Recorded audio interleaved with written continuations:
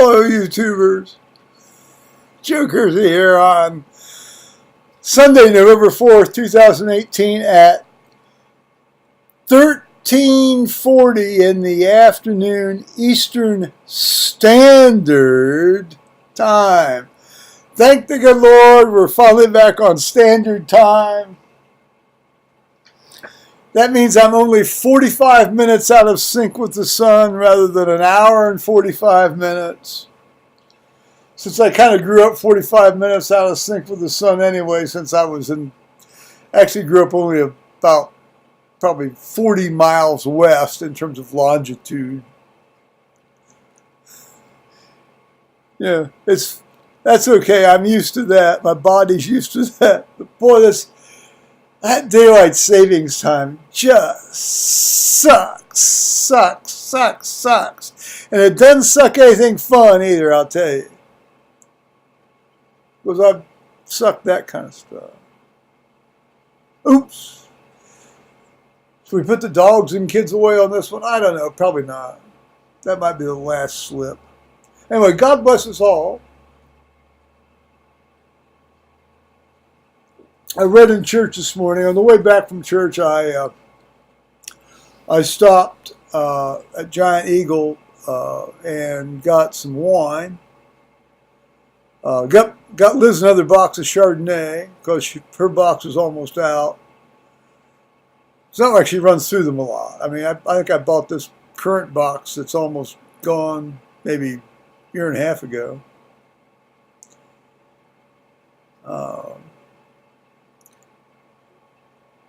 They actually had some reasonable, they had some really interesting wines in there, and I thought, well, you know, all I want to do is just get home after church, you know. I mean, it's still kind of a bit of a struggle to just, you know, get mobilized, you know, without like, well, just flat out hurting like hell all the time. But it's getting better. It's getting better. Getting gradually better. So I bought, actually, and the guy that waited on me has waited on me before. He's a nice older guy. You know, he's clearly sort of like kind of somebody my age, maybe just a little younger, and I don't know, maybe he wants something to do. And he's a cashier now at Giant Eagle, and he's not doing a bad job at all. And meanwhile, the guy that usually checks me out, that I really like to have check me out, you know, cruised by and said, "Hey, how are you?" I said, "Fine." You know, so I think he's kind of a floor manager now. But occasionally, if he sees me, he'll pull me out of line and open up another register and check me out. Now that's customer service. I was intending to look for some beer, but I thought, no, let's just get home, you know. And, let's just get home. Which, by the grace of God, we did. Yeah. And I'll tell you, and, you know, the trees peaked yesterday, or the day before yesterday.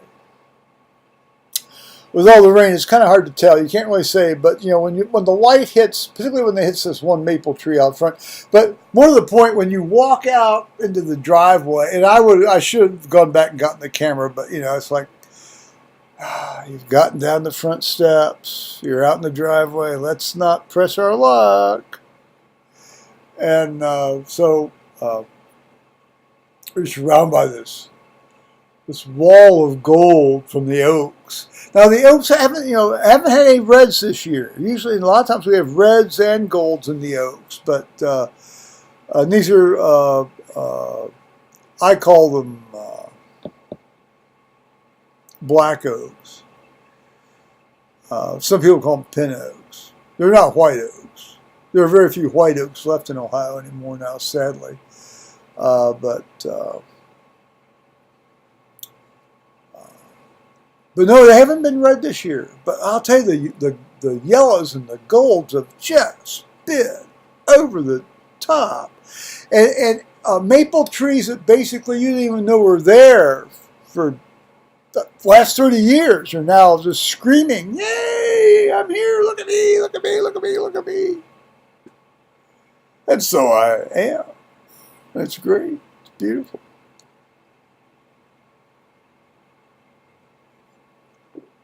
So, yeah, it's not quite, but almost as good as the fall of 1994. 1994, the fall of 1994 was by far and away. I mean, that's like a once-in-a-lifetime spectacular leaf year, both here and in northern Michigan, and in the Upper Peninsula, and in the up northern part of the Lower Peninsula. I mean, just, avenue after avenue of gravel roads with this stuff. It's just astonishing. Of course, that's when you could take pictures of them with Kodachrome.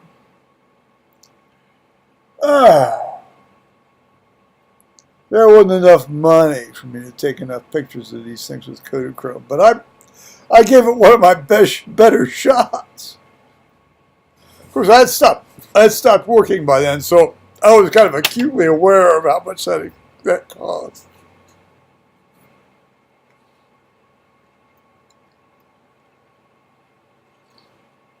Meanwhile, the other day, I got a new book, and I've talked to you about anticipating this book before. It's called it's by Dermaid McCullough, and what will be the definitive biography of Thomas Cromwell for probably upwards of 70 years or more. 50 anyway. Just given the archival thing. For example, here, the notes, the book is 728 pages long. The notes start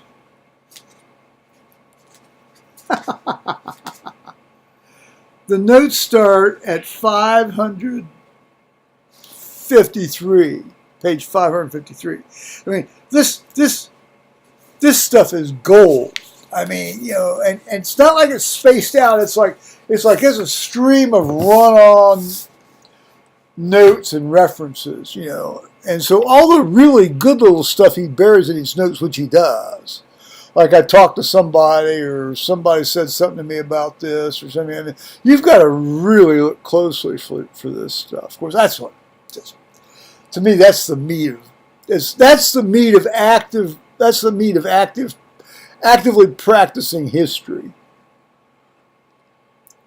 Very much like, the meat of actively practicing anesthesiologist is what does not appear on the chart. It's a matter of how do we discover evidence in a documented world that somehow reflects truth.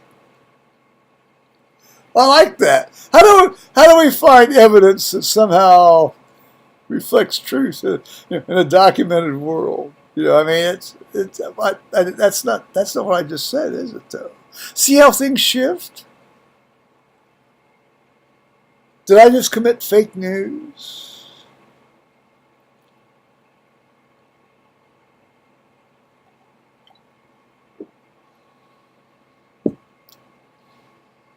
Now, speaking of absurdities, and we all like a good absurdity, don't we? Well, no, I really don't. Well, I do sometimes. Now, here is an envelope. Now, I ran out of number 10 business envelopes. Well, just this very morning. So I said to myself, you have a box of 500 of these bad boys just sitting over there against the wall. So over I went and opened the lid and took out a handful of these. I'm only showing you one right now. But as it turns out, a careful inspection of a large sample of them, let's put it this way, there are 500 of them in a box, showed that every single one of them is glued shut in the back. Every single one. Now, of course, I bought that far enough back. I'm not going to be able to return that and get my money back. But, to me, it's like ipso facto. This came from your store. It says Staples on it. Staples envelopes. And yet, as opened by the purchaser when he finally needed them, envelopes are sealed shut. Did someone come in and play an elaborate, time-consuming, malicious prank?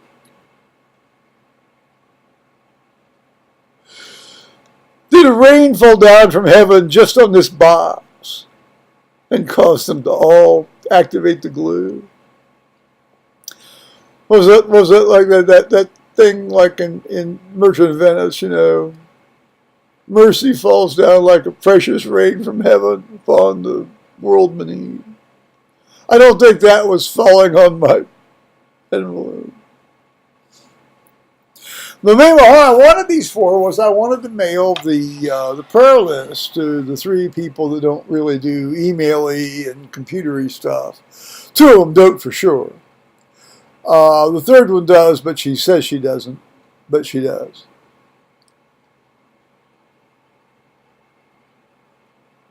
I could have just not sent her anything at all because she's getting to the state where she wouldn't have done it one way or the other. But on the other hand, that's just nasty. On the off chance she does know, that's just nasty and mean. I don't do that to her. She's a good woman. In fact, she showed up today at 8 o'clock service. She had this neat hat. She always has a neat hat.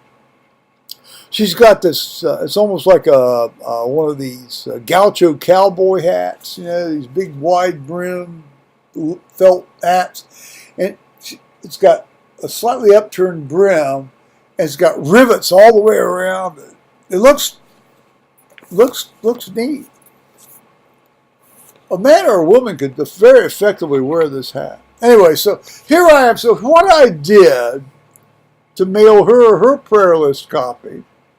Now see over here, you can't hear over here. See, I've made a start. Now see, my plan is to go cutting. Well, here down, and then what I'll do is I'll get it so I can get an 8.5 by 11 sheet of paper in there, or 4 in this case, and then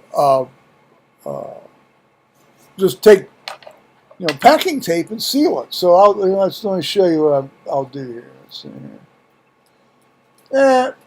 It gets a little ragged, but on the other hand, we can generally we can sort of head up. We don't have to go all the way down. We don't need to develop that much of a flap either, as it turns out. I could probably stop doing that. But we'll go up here and then go over there. Okay, so now let's see. So, see, that leaves me here. Well, there's that. Okay. Oh, that's good. So, see, so we get this result. See, here, give you a little angle on there. Let's see. That's a little bit. You get a little bit better idea on that. So you see, I can stick the thing in, and then I can fold the thing down, and I just take my tape. I got my packing tape, the clear packing tape, like if you're mailing a package to somebody, you can just pack over the back of that, I did that today to send it to Roberta, and I thought, well, hell, she's not even going to notice that. And if she does, she ain't going to remember. That's about 10 minutes. Well, no, I mean, it's... Otherwise, I'm left with a box full of 500 bookmarks.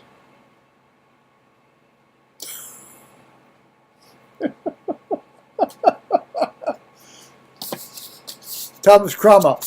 Bibliographic information. It's by it's by Dermaid McCullough, my historical hero, one of my historical heroes, and historian heroes, I guess.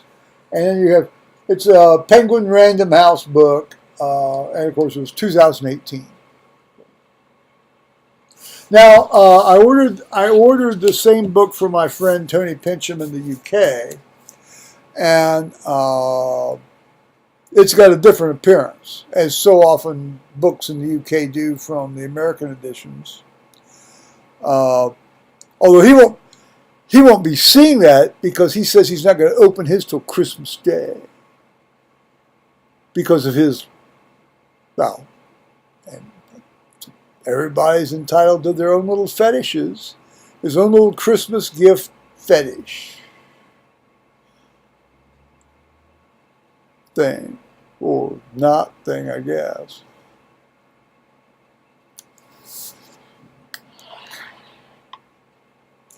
Oh, something just flashed in my head. The idea that you could have like a sex parlor, like a paid sex parlor set up such that you have people come in to be tantalized by books they want to read but won't open till Christmas. So they tie them down with the books just out of reach. They can't really see them clearly either. Merry Christmas. Ho, ho, ho.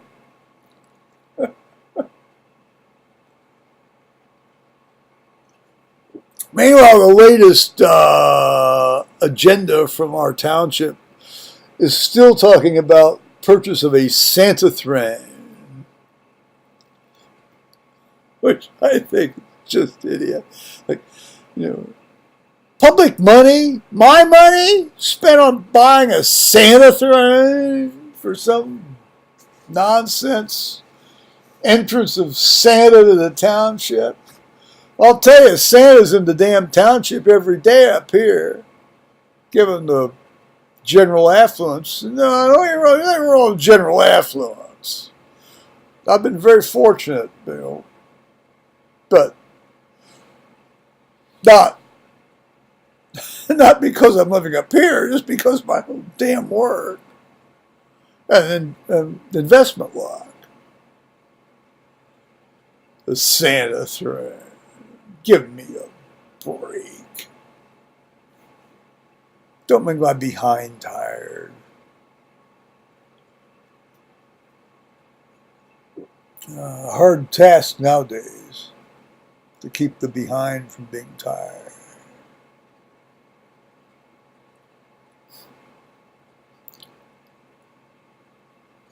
Yeah, I decided to shave the beard off. I decided it made me look too awful.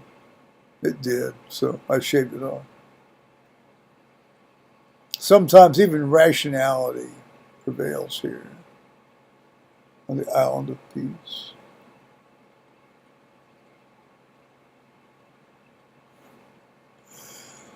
Oh, gosh. Well, let's see. Actually, now, today is traditionally the Skype with Tony Pincham, and occasionally Tony Ballman chimes in. Tony Ballman and I Skyped last night a bit. Every time there was this Day of the Dead celebration or the, All Souls Day thing downtown in Tucson, with as hot as it is down there and as dry as it is down there, I imagine everybody's so dehydrated they don't know what the fuck they're doing most of the time, so who knows what's going on down there.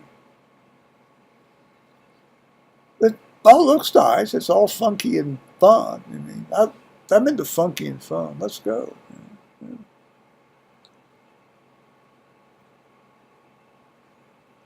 My truck stopped beeping and blinking at me. Well, it still beeps at me because the brake controller beeps at me. But all of the other ding-dong and lights and flashing lights that were on here the last 3 or 4 weeks, they seem to have gone away. So I drove up to church in relative peace today, and home too. They finished all the construction on South Old State Road, whereupon somebody last night ran off the road into a ditch and killed himself. God bless him.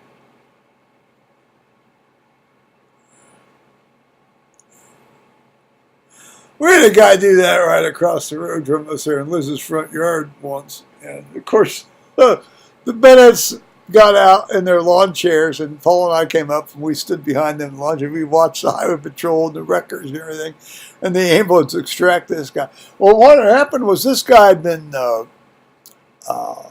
he'd been out with his woman, not his wife, i.e. woman, not his wife. And, well, obviously, some drink was involved, and some speeding was involved, and I don't know, maybe who knows what sort of interactive play was going on in the interior of the car just before the impact, but there's a slight. It's it's one of those things where there's a slight bend in the road, and a very nice, usefully placed utility pole there at the corner of a driveway. Not Liz's driveway, the neighbor's driveway. And wham! So he did. She didn't do too damn well either, but I don't think she died. I think she lived to testify.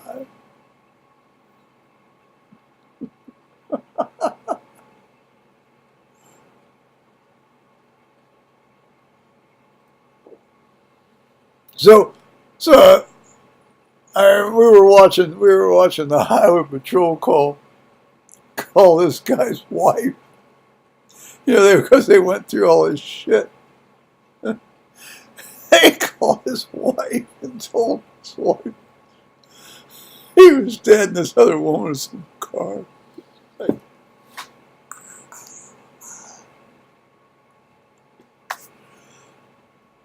Life in the exurbs, huh?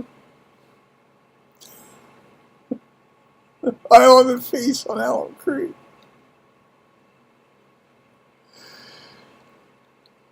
The utility pole's still there, by the way, and actually, it's very much out of play now because of the way the new road construction went. So that's if somebody's going to kill themselves on the new road, they're not going to kill them on that utility pole. If they are, they're going to have to launch from a hell of a long way away at a high speed.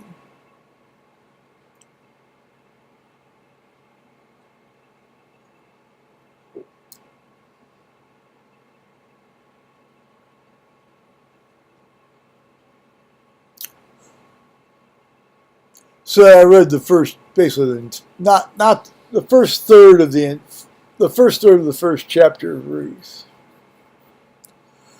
which is really, it's one of these books of the Bible that there was a lot of talk about whether they should be, it was even included in the canon or not.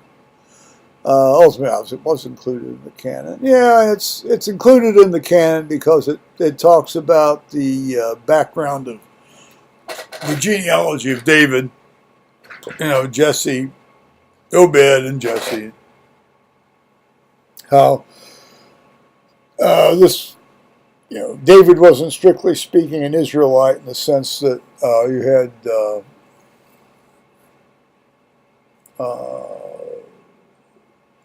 Ruth was a Moabitess.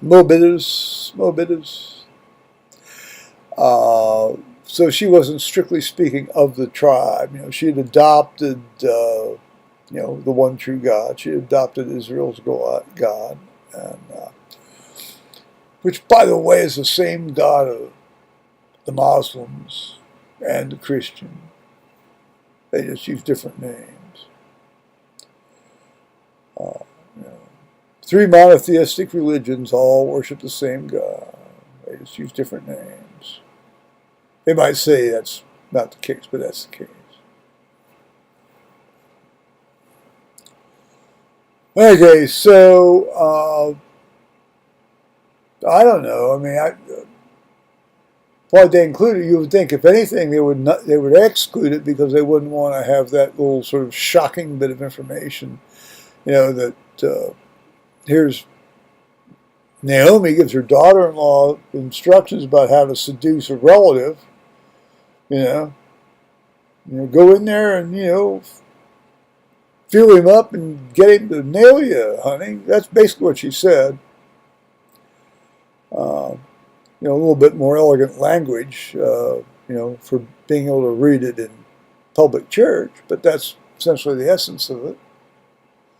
I get to read that next week, by the way. I love it. I love it. I don't think I've ever. I may have read this once, but I hadn't printed it off before because I read it so long ago. That was before I started printing off stuff to read in church.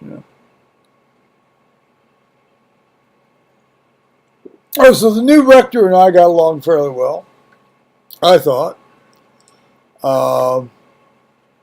He's shorter than me.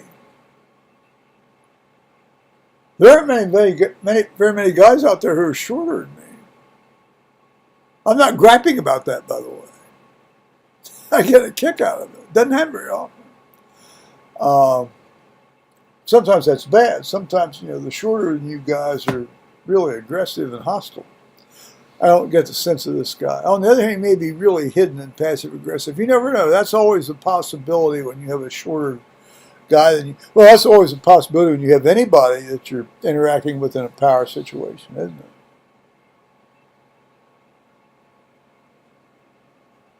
But those with ears hear.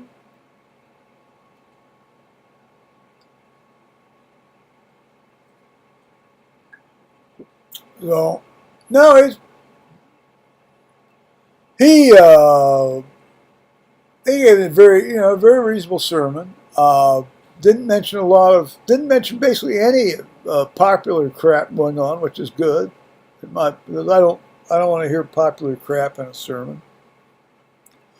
I mean, I don't want to hear the latest movie review or the latest TV show or what you did with your family last night. I really don't want to care about that. He didn't mention that. Good.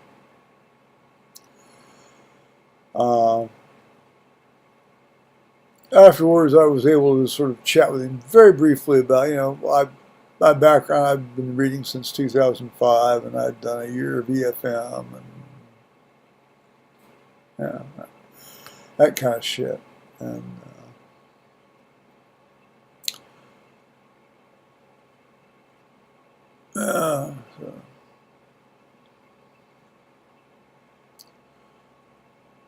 yeah, it was great. Henry Shaw came in. I was able to talk to Henry for a while. I hadn't talked to Henry in almost 2 months. And so we talked for a while, and he scampered off to go sing in the choir.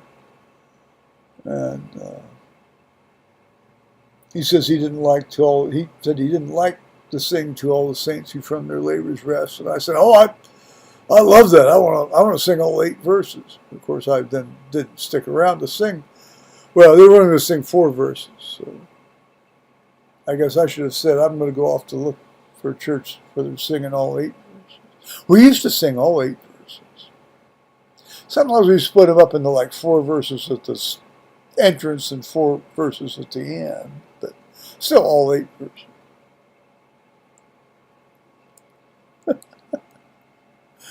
To all the saints who from their labor rest. Before the world who by their faith before the world confess. Thy faith, O Jesus, be forever blessed. Sing Alleluia, Alleluia. Now it's interesting. I was talking to Thomas about that. No, I was also talking to Tony Bowman the other night. Apparently the Roman Catholics don't really know this hymn very much. This is very much a Protestant hymn I'm paralleling to all the saints. Correct me if I'm wrong. I'd love to hear feedback on that. I really would.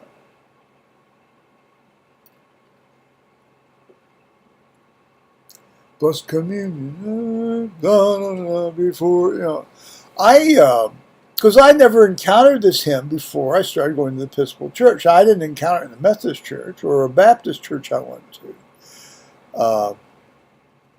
I mean, I spent 2 years going to Baptist churches. I grew up in Methodist churches.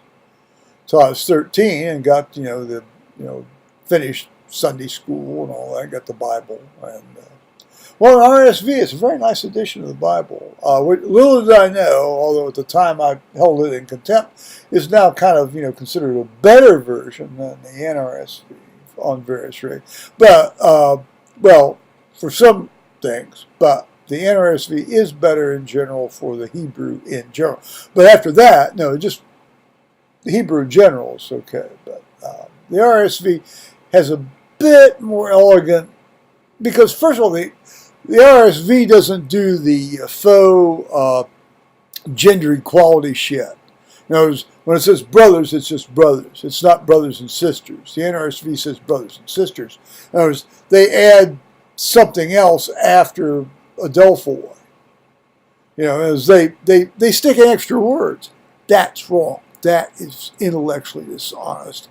And I loathe intellectual dishonesty. As y'all who've watched me long enough know.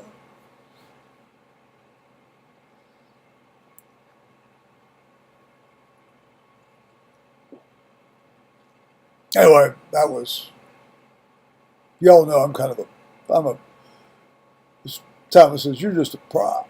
He's called me just, you're just a prop. Well, yes, I am. And a proud prop, too.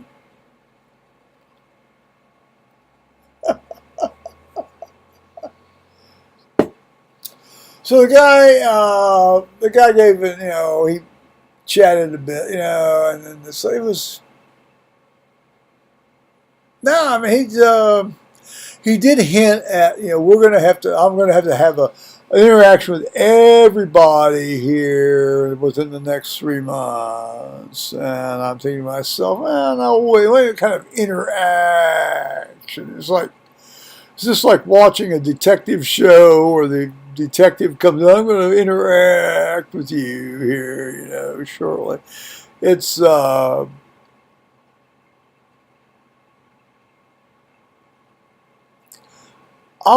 gladly volunteer stuff. I don't necessarily like to be interrogated. If you don't know me well enough, if you know me well enough, interrogate the fuck out of me. I'm very tolerant about being asked very personal questions, but this guy in this place for the long haul. He's only in there for 7 years. Now, I don't know. It may well be they'll say they'll do one of these special pass things where the bishop goes. Papal wavy thing or bishopy wavy thing. And says, well, I don't know. Of course, that's, hell, I mean, I'd be around 7 years from now. Maybe I was just blowing hot air. But,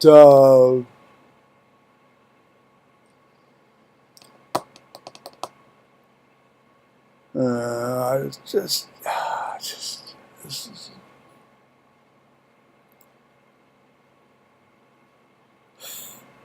no, he seems like a nice guy. I mean, he's a very decent guy. And, the wife may or may not be showing up, he says. He says she hasn't decided yet. And he's using the full hyphenated name. So that tells you a little something one way or the other.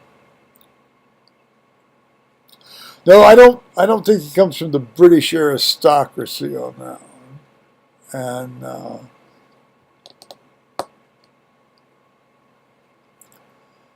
no, he's a nice guy.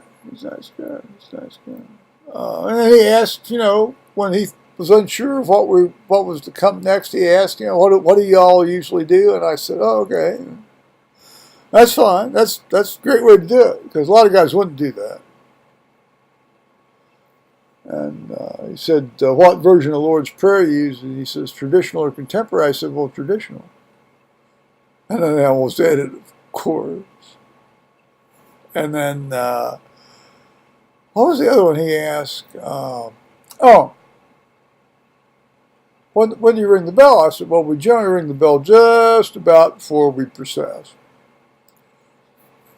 Rather than like 5 minutes before. Which I always thought made sense to run it, do it 5 minutes before, but that's never been the case at St.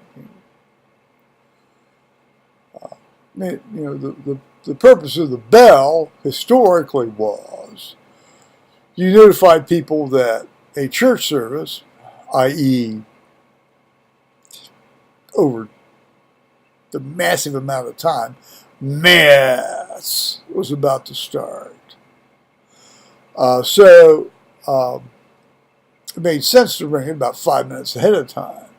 Well, of course, in a smaller village area, you could sort of, people would scamper up, Now it's just like, here, get your ass in here, we're getting ready to start.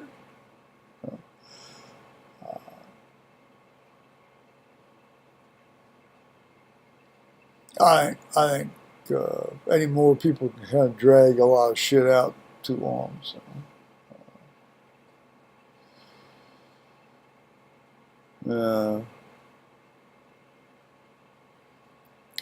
So that was my day. I'm feeling pretty, obviously you can tell I'm feeling pretty reasonable.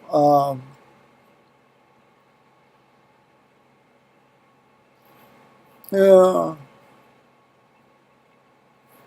I shaved off my beard. I mentioned that earlier, I think. I got tired of looking like a... No. I can't pull that off anymore. So, yeah, fair enough. So I'll say bye-bye YouTube. I imagine there may be something that'll occur to me. Like why would Staples make these things so they're all glued together? What? Why? It's like, oh, see, this is the one I fixed. See, but will require massive package taping just to mail a letter. I'm not going to use these as bookmarks or behind wipers, I'll tell you that. Okay, bye-bye, YouTube. Good Lord, 37 minutes. All right.